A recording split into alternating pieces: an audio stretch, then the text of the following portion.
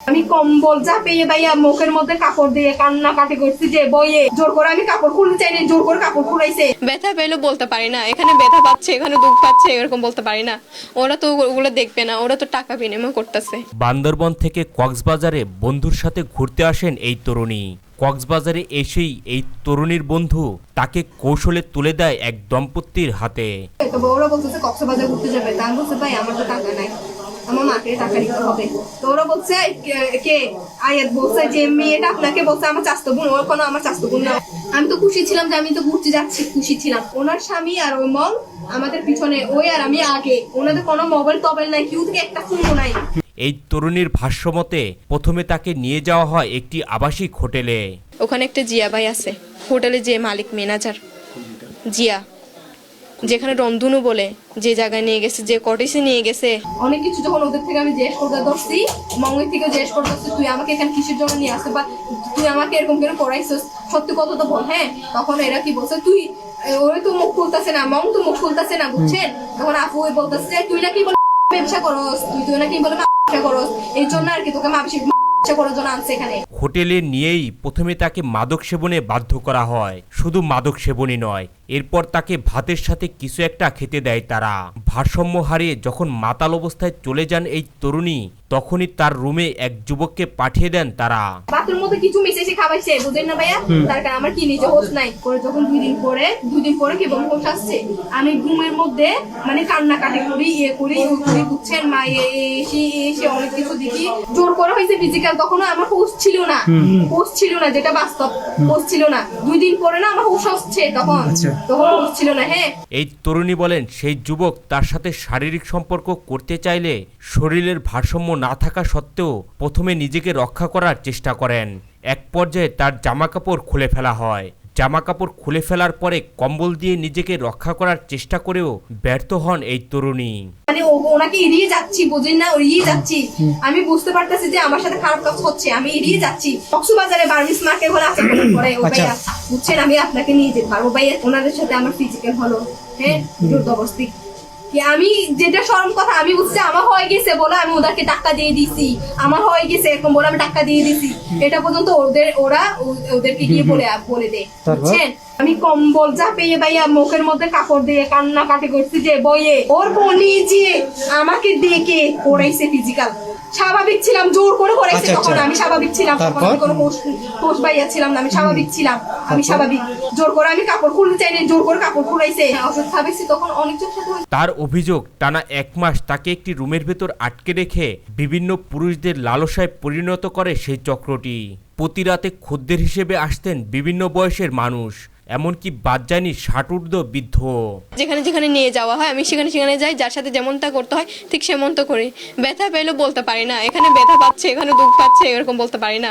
ওরা তো ওগুলো দেখবে না, ওরা তো টাকা বিনিময় করতেছে। ব্যথা আমার থেকে সহ্য করে নিতে হয়, গাল চিপে তোরা সহ্য করতে হয়। আমার গাল ফেটে গেছে, আমি সহ্য করতে করতে রক্ত বের হয়েছে আমার মুখ থেকে, আমি এরকম সহ্য করছি ওরা যেভাবে আমার সাথে শারীরিক সম্পর্ক করছে। আমার অনেকের সাথে হয়েছে, চেনা পড়ছে বন্ধু, বাবা ব্যবসা করতো না, এই নাকি জেলে পড়ছে। হ্যাঁ, এখন তার বউ পালিয়ে গেছে নাকি, ওর সাথে আমার হয়েছে। হ্যাঁ, ফিজিক্যাল। হ্যাঁ, তখন আমি খুশি ছিলাম। হ্যাঁ, তখন ওনাকেও আমি বলছিলাম, ওনার থেকে আমি সাহায্য চাইছিলাম, কিন্তু পারে নাই।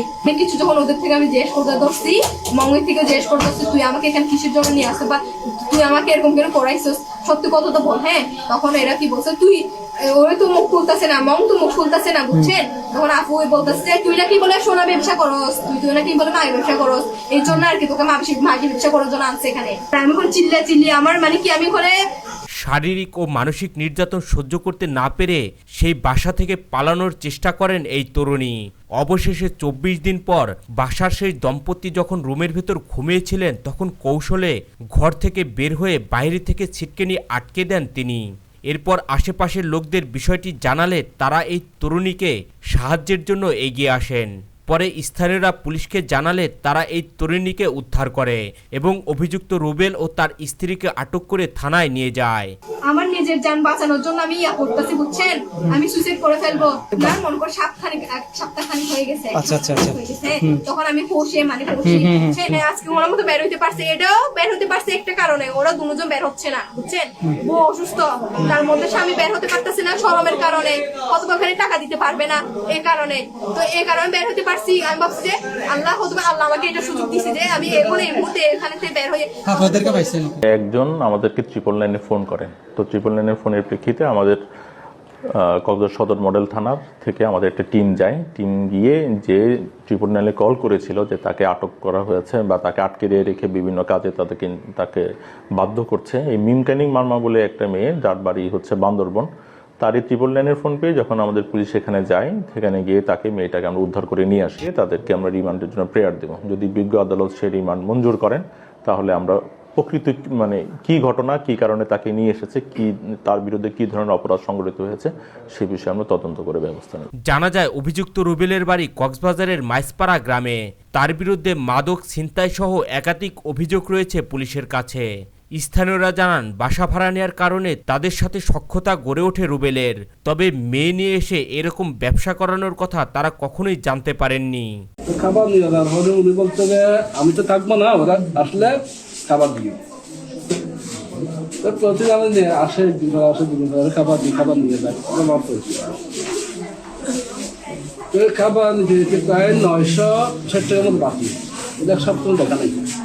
আমার তো তলে গেছে আর সবাই দেখলে মেয়েটার দিকে রাখতে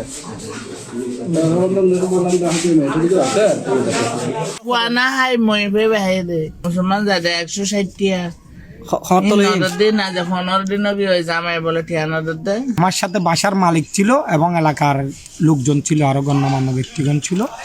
মালিক সহ আমরা ওইখানে যাই, যাওয়ার পরে ওইখানে ওনার হাতে একটা আমরা চুরি ধারালো একটা অস্ত্র পাই, সেটা আমরা ওইভাবে ওনার হাতে রেখে দিই। পরে প্রশাসন গিয়ে অস্ত্র ওই চুরি সহ ওনাকে গ্রেপ্তার করা হয়।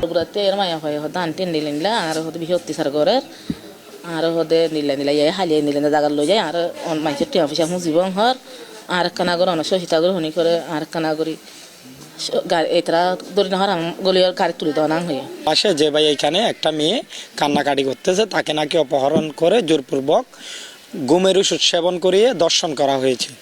সেটা শোনার পরে আমি যাওয়ার পরে মেয়েটার কাছ থেকে জিজ্ঞেস করি বিস্তারিত। এদিকে অভিযুক্ত রুবেল ও তার স্ত্রী মিলে যে বাসা ভাড়া নিয়েছিলেন সেই ফ্ল্যাটের মালিক জানান 24 দিন আগে এই দম্পতি তাদের কাছ থেকে ফ্ল্যাট ভাড়া নিয়েছিলেন। অভিযোগ আছে এই ফ্ল্যাটে আগেও এই ধরনের অসামাজিক কার্যকলাপ হতো।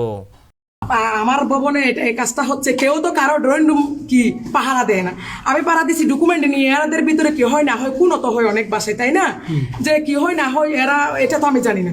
অনেক আল্লাহর কাছে পর্যন্ত ইয়ে করছে, আল্লাহ আপনি আপনার বিচার করেন, আল্লাহ আপনি আমার বিচারটা করেন। 1 মাস বেশি উপরে শারীরিক সম্পর্ক হয়েছে। ওরা আমাকে অনেক জায়গায় নিয়ে গেছে, মাগে ব্যবসা করাইছে।